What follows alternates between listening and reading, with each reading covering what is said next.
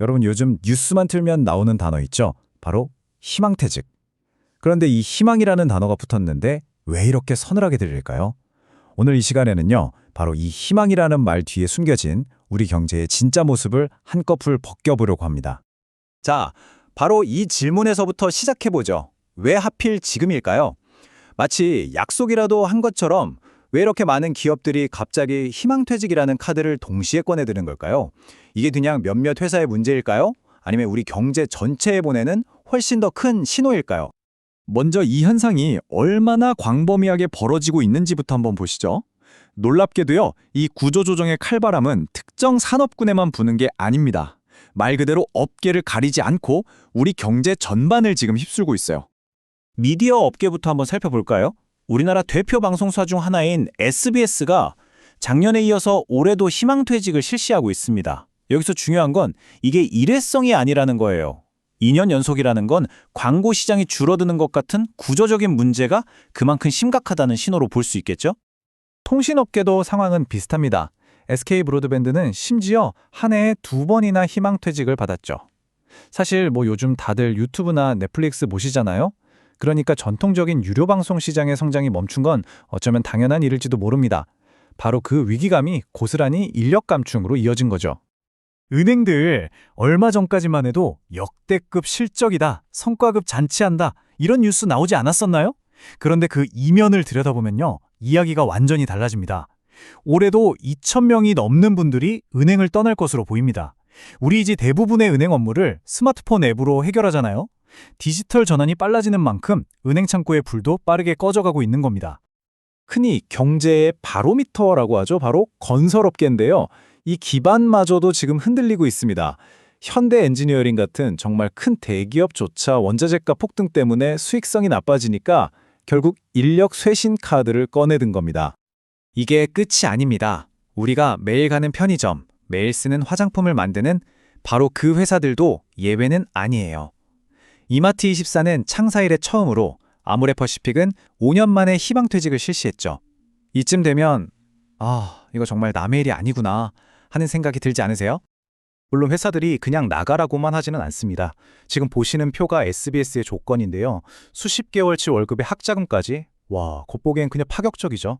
하지만 이게 자선사업은 아닐 겁니다. 회사 입장에서는요, 이 목돈을 한 번에 주는 게 장기적으로 고임금 인력을 계속 안고 가는 것보다 더 저렴하다는 계산이 딱 서는 거죠. 자, 그렇다면 도대체 무엇이 이 잘 나가던 기업들마저 이렇게 벼랑 끝으로 내몰고 있는 걸까요? 겉으로 보기에는 다 제각각인 것 같아도 이 현상들을 꿰뚫는 몇 가지 공통적인 원인이 있습니다. 크게 4가지로 압축해 볼 수 있습니다. 앞서 본 은행권의 디지털 전환, SBS 같은 미디어 업계의 주력 사업 침체, 또 건설사들이 겪는 비용 급등, 이 모든 문제 앞에서 기업이 가장 먼저 그리고 가장 쉽게 줄일 수 있는 고정비가 뭘까요? 맞습니다. 바로 인건비인 거죠. 결국 이 모든 희망퇴직은 생존이라는 단 하나의 목표를 향하고 있는 겁니다. 하지만 기업의 생존 전략이라는 말이 직원들 귀에는 어떻게 들릴까요?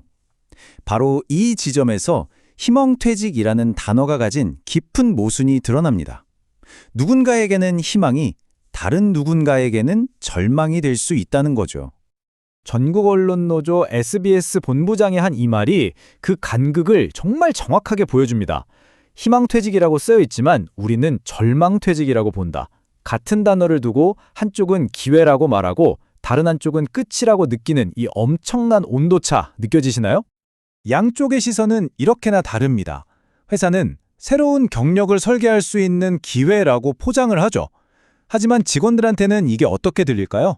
그냥 나가달라는 소리 없는 압박으로 들리는 겁니다. 미래를 지원한다는 그 아름다운 말 뒤에는 더 이상 이 회사에 당신의 미래는 없다는 차가운 현실이 숨어 있는 거죠. 자, 그럼 이제 시야를 더 넓혀보겠습니다. 이런 개별 기업들의 움직임이 모이고 모여서 우리 경제 전체에 보내는 신호는 아닐까요? 어쩌면 이게 본격적인 경기 침체의 예고편일지도 모른다는 생각 안 드시나요? 한 대형 건설사 관계자가 한 이 말은 지금 상황이 얼마나 심각한지를 그대로 보여줍니다. 회복기가 올 때까지 버티기 위해 죽음의 계곡을 건너는 중이라는 거죠. 이 죽음의 계곡이라는 게 뭐냐면요, 돈은 계속 나가는데 수익은 하나도 안 나는 그야말로 생존 자체가 위태로운 시기를 뜻합니다. 이건 그냥 비용을 좀 줄이는 수준이 아니라 말 그대로 사출을 벌이고 있다는 뜻입니다. 그 절박함은 바로 이 숫자에서 나옵니다. 90%. 이게 뭐냐면요. 주요 건설사들의 원가율입니다. 정말 쉽게 말해서 1,000원짜리 물건을 파는데 재료비나 인건비 같은 원가가 900원이 넘게 들어간다는 뜻이에요. 그럼 남는 게 거의 없잖아요?